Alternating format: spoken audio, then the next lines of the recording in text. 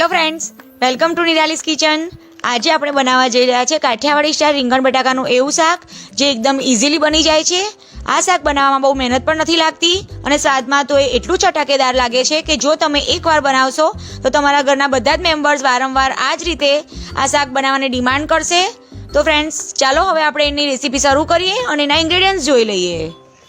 તો કાઠિયાવાડી સ્ટાઇલ રીંગણ બટાકાનું શાક બનાવવા માટે મેં અહીં લીધા છે 2 મોટી સાઈઝના બટાકા, જેને મેં આવી રીતે મોટી સાઈઝમાં કટ કરી લીધા છે।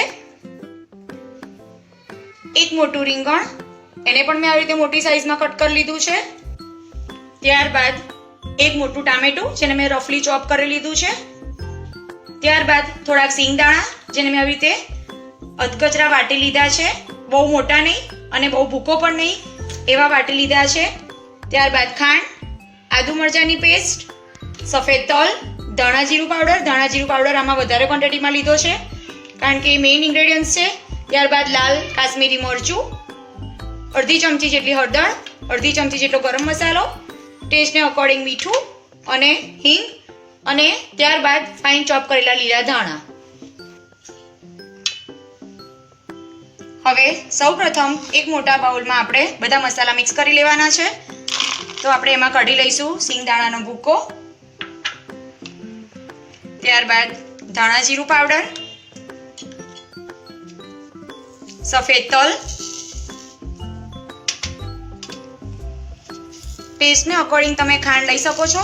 અમારા ઘરમાં બધાને ગળચટ્ટું ભાવે છે એટલા માટે મેં અહીં ખાંડ વધારે લીધી છે। હળદર, ગરમ મસાલો, ટેસ્ટ પ્રમાણે મીઠું, આદુ મરચાંની પેસ્ટ એ પણ તમે તમારા ટેસ્ટ પ્રમાણે વધતી ઓછી કરી શકો છો। ત્યારબાદ જે ફાઇન ચોપ કરેલા લીલા ધાણા હતા એ પણ આપણે આ જ મસાલામાં એડ કરી લેવાના છે। લાસ્ટમાં આપણે થોડું તેલ લઈ અને આ મસાલાને મિક્સ કરી લેવાનું છે। આવી રીતે થોડુંક આગળ પડતું તેલ લેવાનું છે અને બધા જ મસાલાને આપણે સરસ મિક્સ કરી લેવાના છે।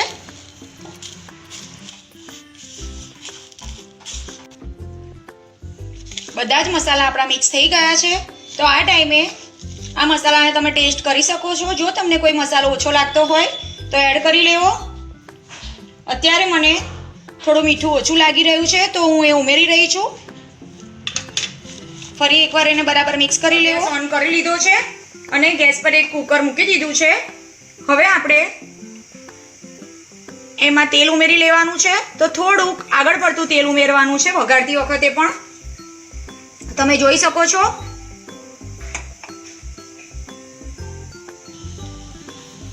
તેલ ગરમ થાય એટલે એમાં 1 પિંચ જેટલી હિંગ ઉમેરી લેવાની છે।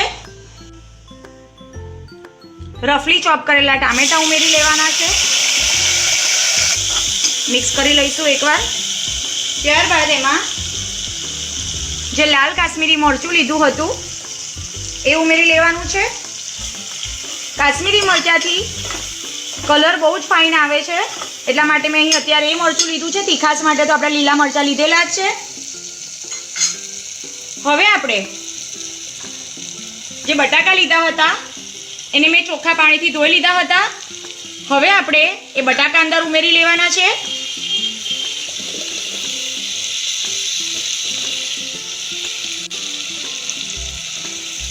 ત્યારબાદ જે રીંગણ લીધા હતા એ પણ એડ કરી લઈશું।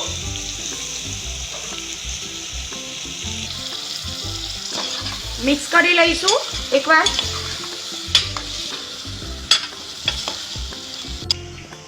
ત્યારબાદ જે મસાલો રેડી કર્યો હતો આપણે એ ઉમેરી લેવાનો છે। તો ધીરે ધીરે કરીને બધો મસાલો પણ અંદર એડ કરી લઈશું। હવે બધો મસાલો ઉમેરી લીધા બાદ આપણે જે બાઉલમાં મસાલો બનાવ્યો હતો એમાં જ લગભગ 1 કપ જેટલું પાણી લઈ અને આપણે ઉમેરી લેવાનું છે। હવે એને સારી રીતે મિક્સ કરી લેવાનું છે। બધું મિક્સ થઈ ગયા બાદ બીજું થોડુંક પાણી ઉમેરવાની જરૂર લાગે છે એટલા માટે મેં થોડુંક પાણી ઉમેર્યું છે। હવે આપણે એને ફરી એકવાર સારી રીતે મિક્સ કરી લઈશું. તમે જોઈ શકો છો કે આ શાક આપણું ડૂબે એ રીતે આપણે પાણી ઉમેર્યું છે. ક્વોન્ટિટીમાં આપણે 1.5 કપ જેટલું જ પાણી લીધું છે. હવે આપણે કુકરને બંધ કરી દઈશું અને હાઈ ફ્લેમ પર એની 3 વિસલ થવા દઈશું. તો 3 વિસલ થઈ ગઈ અને ગેસ બંધ કરી દીધો હતો આપણે. હવે કુકર આપણું ઠંડુ થઈ ગયું છે તો એને ખોલી લઈશું. તો ફ્રેન્ડ્સ તમે જોઈ શકો છો કે કેટલો સરસ કલર આવ્યો છે એનો. હવે આપણે એને એકવાર ચેક કરી લઈશું કે શાક આપણું ચડી ગયું છે કે નહીં. શાક સરસ ચડી ગયું છે તો હવે આપણે કરીશું એને સર્વ કરવાની પ્રોસેસ. તો ફ્રેન્ડ્સ જોતા જ મોઢામાં પાણી આવી જાય એવું કાઠિયાવાડી સ્ટાઇલ રીંગણ બટાકાનું શાક એકદમ રેડી થઈ ગયું છે. આપણે એને ફાઇનલ ટચ આપી દઈશું. હવે આપણે એક પ્લેટમાં એને સર્વ કરી લઈશું. તો જો કાઠિયાવાડી સ્ટાઇલ રીંગણ બટાકાનું શાક હોય, સાથે ફુલકા રોટલી હોય અને ડુંગળી ટામેટાનું સલાડ હોય તો જેઠાલાલની સ્ટાઇલમાં કહીએ તો ખાવાનો ટેસ્ટો પડી જાય. તો ફ્રેન્ડ્સ તૈયાર છે આપણું કાઠિયાવાડી સ્ટાઇલ રીંગણ બટાકાનું શાક. તો ચોક્કસથી તમે આ રીતે ટ્રાય કરજો, તમને બધાને ખૂબ જ પસંદ આવશે. તો ફ્રેન્ડ્સ જો તમને પસંદ આવે તો કમેન્ટ બોક્સમાં જરૂરથી જણાવજો કે તમને મારી આ રીંગણ બટાકાના શાકની રેસીપી કેવી લાગી. તો ફ્રેન્ડ્સ ફરી મળીશું એક આવી જ નવી રેસીપી સાથે. Bye bye.